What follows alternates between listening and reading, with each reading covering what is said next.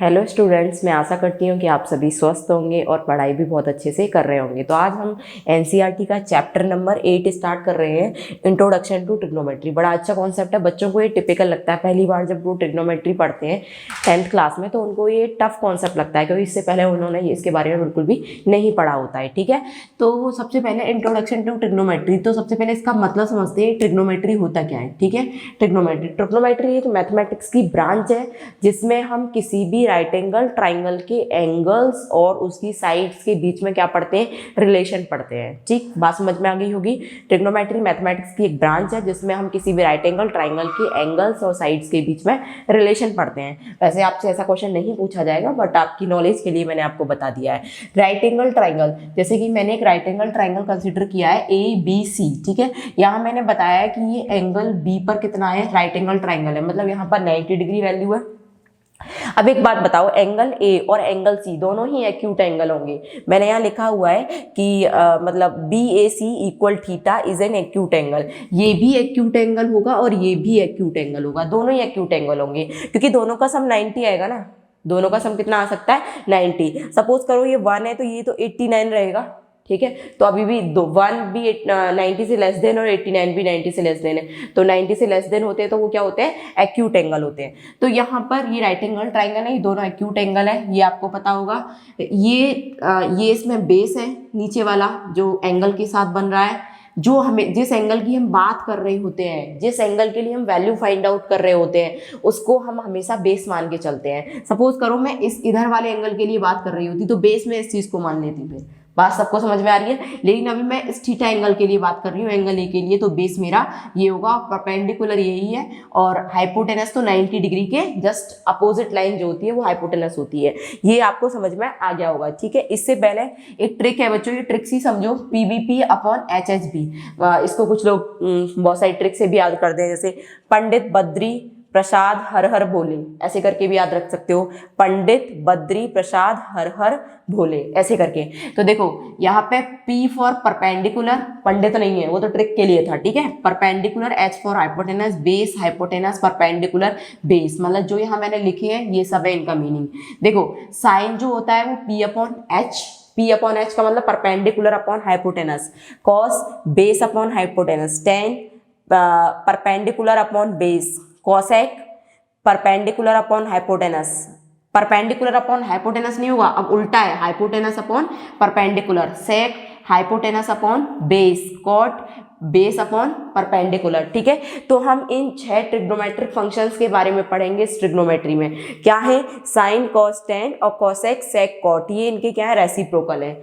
Sign का reciprocal cosec, cos का reciprocal सेक, ten का रेसिप्रोकल कॉट। ठीक है, देखिए साइन ऑफ एंगल ए मैंने क्या बताया, P अपॉन H। तो यहाँ P देखो, P आपका कितना है BC और H आपका कितना है AC। तो इस तरीके से साइन ऑफ A निकल आया BC अपॉन AC।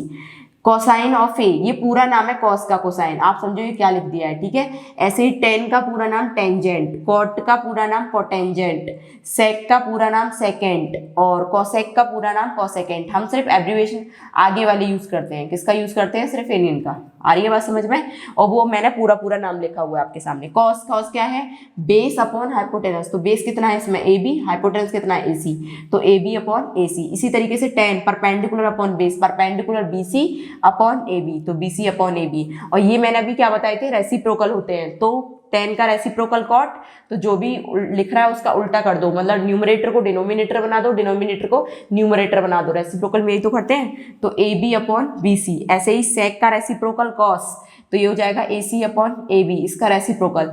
ऐसे ही सिमिलरली साइन, कॉसेक और साइन आपस में रेसिप्रोकल है, तो इसका हम जस्ट अपोजिट कर देंगे। ठीक है, मतलब न्यूमरेटर डिनोमिनेटर चेंज कर देंगे, तो ये सबको समझ में आ गया होगा। ठीक है, अब मैंने रेसिप्रोकल रिलेशन लिख दिया, जो मैंने आपको यहाँ बताया था कि साइन थीटा को लिख सकते हैं 1 अपॉन कोसेक थीटा। ठीक है, जब हम न्यूमेरिकल, जब क्वेश्चन हम सॉल्व करेंगे तो वहाँ मैं वैल्यू रख दिया करूंगी sine theta equal 1 upon cos theta. तो आपको ये समझ में आना चाहिए कि एक दूसरे के रेसिप्रोकल होते हैं।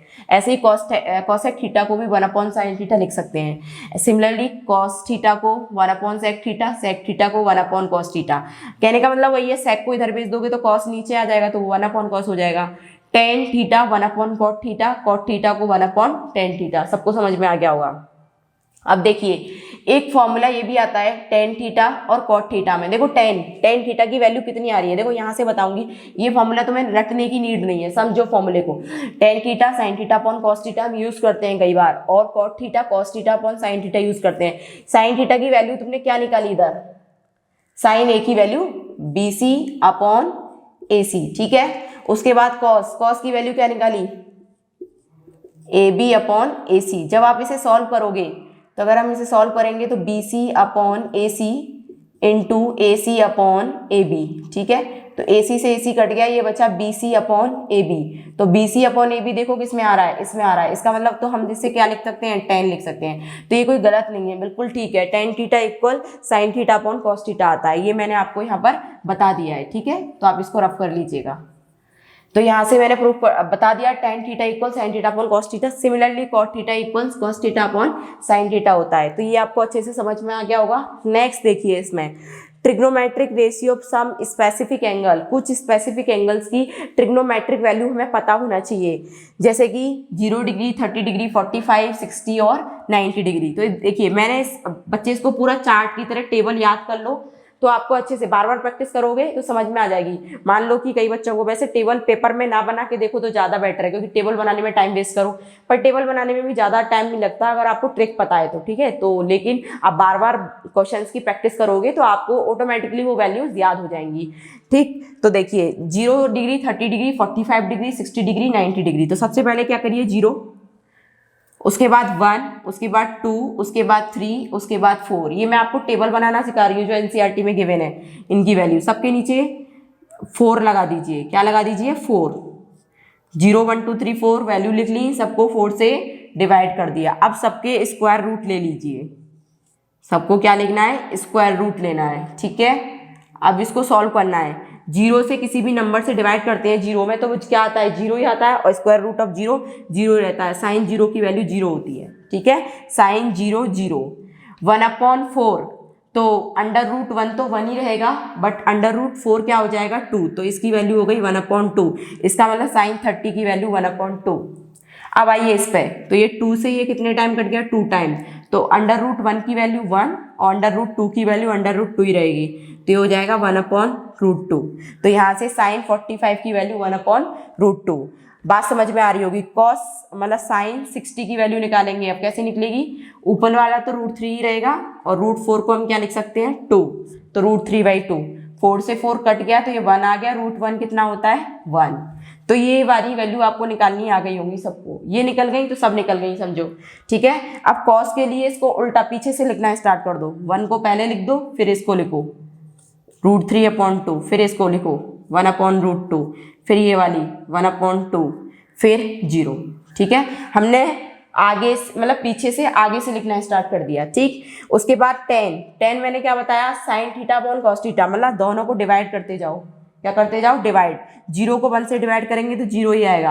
1/2 को √3/2 से डिवाइड करेंगे तो 1/√3 आएगा, क्योंकि मैं sign theta upon cos theta जानती हूँ ना 10।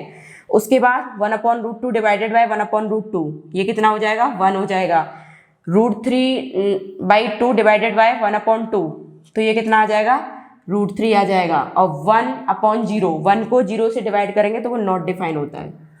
वो क्या होता है, नॉट डिफाइन, डिफाइन ही नहीं करता, ठीक, नॉट डिफाइन। उसके बाद कॉसेक, मैंने पढ़ा कॉसेक जो है वो साइन का रेसिप्रोकल है। साइन का क्या है, रेसिप्रोकल, मतलब इसका अपोजिट कर दो, न्यूमरेटर डिनोमिनेटर, डिनोमिनेटर का न्यूमरेटर बना दो। तो 0 का रेसिप्रोकल होगा नॉट डिफाइन। क्या होगा, नॉट डिफाइन। उसके बाद 1/2 का क्या होगा, 2 ओनली, 2/1 हो जाएगा।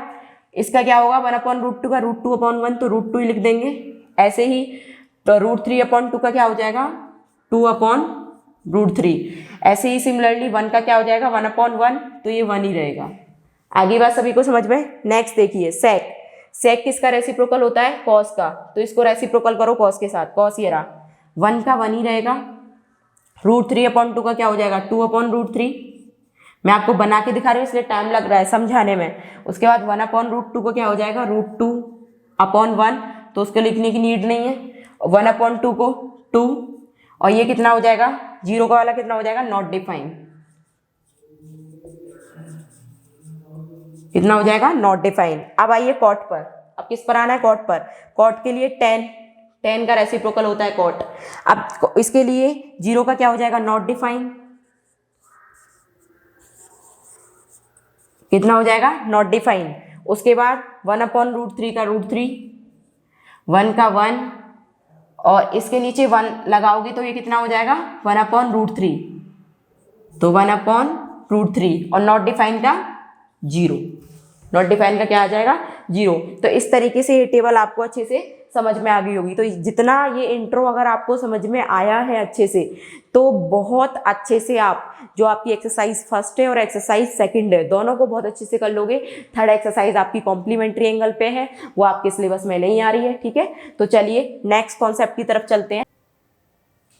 देखिए, तो नेक्स्ट टॉपिक है आपका ट्रिग्नोमेट्रिक आइडेंटिटीज, ठीक है। तो ट्रिग्नोमेट्रिक आइडेंटिटीज में मतलब कुछ आइडेंटिटी है 2-3 आपके में, तो वही पूरी 8.4 एक्सरसाइज जो है वो उसी में पूरी खत्म हो जानी है आपकी। तो देखिए क्या है, सबसे पहले राइट एंगल ट्राइंगल में बनाती हूँ आपके सामने।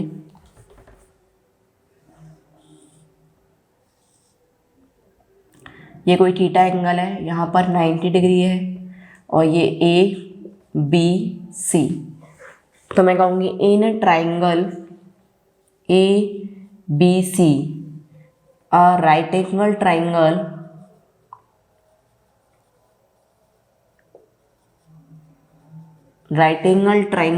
at point B, right angle triangle at B लिख दो, एट B पॉइंट मतलब B पर वो क्या है, राइट एंगल ट्राइंगल है, मतलब 90 डिग्री है, ठीक है। Right angle triangle at B, ठीक है। तो इसमें कहेंगे आप using Pythagoras theorem, using Pythagoras theorem. क्या कहती है पाइथागोरस थ्योरम, कि हाइपोटेनस का होल स्क्वायर इक्वल होगा perpendicular square plus base square. तो हाइपोटेनस आपकी कितनी है इसमें, AC स्क्वायर इक्वल है AB square plus BC square, ठीक है। तो इक्वेशन फर्स्ट मान ली मैंने, ठीक है। डिवाइडिंग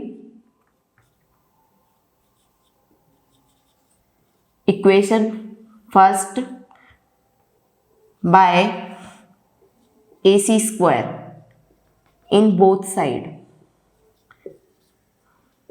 ठीक है। दोनों तरफ मैंने AC स्क्वायर से क्या करना है, इसको डिवाइड करना है। करिए डिवाइड, तो यहाँ पर AC square upon AC square. भाई जब मैं इधर AC स्क्वायर से डिवाइड करूँगी तो इंडिविजुअल तोड़ के लिख देती हूँ, AB square upon AC square, ठीक है, plus BC square upon AC square. देखिए AC स्क्वायर से AC स्क्वायर कट गया, 1 आ गया, इसको लिख सकती हूँ AB अपॉन AC का होल स्क्वायर। इसको क्या लिख सकती हूँ, BC अपॉन AC का होल स्क्वायर। अभी आपको पीछे बताया था कि ये AB क्या है, इस फिगर में देखो AB बेस है और ये आपका हाइपोटेनस है, तो बेस अपॉन हाइपोटेनस क्या होता था, कॉस थीटा। तो इसको लिखूंगी मैं कॉस थीटा का होल स्क्वायर। अब परपेंडिकुलर अपॉन हाइपोटेनस क्या होता था, साइन थीटा। तो साइन थीटा क्यों बोल रही हूँ, क्योंकि मैंने ये एक्यूट एंगल थीटा लिया हुआ है, तो साइन थीटा का होल स्क्वायर। तो यहाँ से आपका रिलेशन बन गया कि cos square theta plus sign square theta equal 1। आपने क्या कर दिया, प्रूफ। तो हम डायरेक्ट याद रखते हैं ना, sign square theta plus cos square theta equal 1। तो ये इस तरीके से प्रूव होता है। तो ये आपकी एक आइडेंटिटी है, तो आपको इसको लर्न रखना है। इक्वेशन सेकंड बन गई है, ठीक। अब देखिए डिवाइडिंग इक्वेशन सेकंड,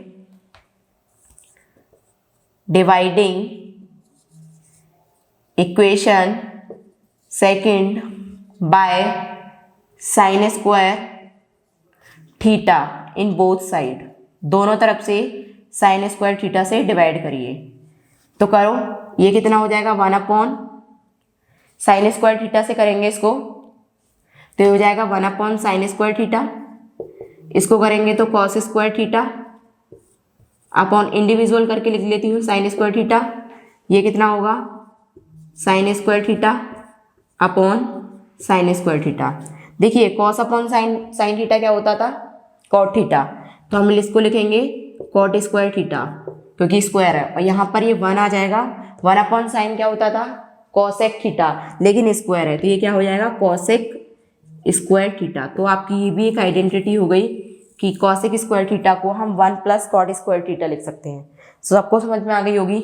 अब देखिए नेक्स्ट थर्ड आइडेंटिटी और है आपकी। तो इसी इक्वेशन को, सेकंड इक्वेशन को डिवाइडिंग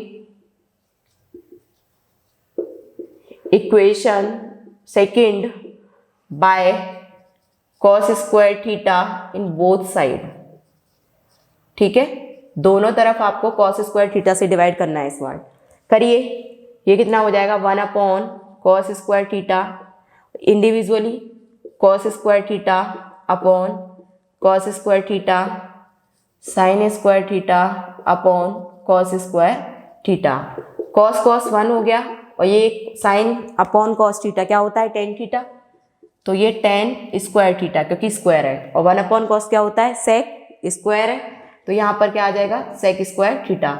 तो इस तरीके से हमारी ये 3 आइडेंटिटीज हो गई। कौन कौन सी हो गई, sine square theta plus cos square theta 1 होता है, 1 plus cot square theta cosec square theta होता है, 1 plus tan square theta sec square theta होता है। ये क्या है, सेक स्क्वायर थीटा। तो आपको ये तीनों आइडेंटिटी लर्न करनी है। ठीक है, अब देखो ये इस तरीके से भी लिख देते हैं कि टेन स्क्वायर थीटा को हम क्या लिख सकते हैं, इधर ये जाएगा तो सेक स्क्वायर थीटा -1। तो है तो ये यही, याद तो बस 3 ही करनी है, उसका मतलब कैसे भी कन्वर्ट कर सकते हैं अकॉर्डिंग टू क्वेश्चन। ठीक है, अब जैसे ये है, यहाँ से इसको क्या लिख सकते हो, कॉट स्क्वायर थीटा को कॉसेक स्क्वायर थीटा -1 आ रही है बात समझ में। तो ये सभी को आइडेंटिटीज अच्छे से समझ में आ गई होंगी। तो नेक्स्ट वीडियो में हम इससे आगे एनसीईआरटी के कॉन्सेप्ट, मतलब कॉन्सेप्ट तो मैंने आपको करा दिए, जो भी एक्सरसाइज के क्वेश्चन इंपॉर्टेंट लगेंगे वो लेके आएंगे। ठीक है, थैंक यू।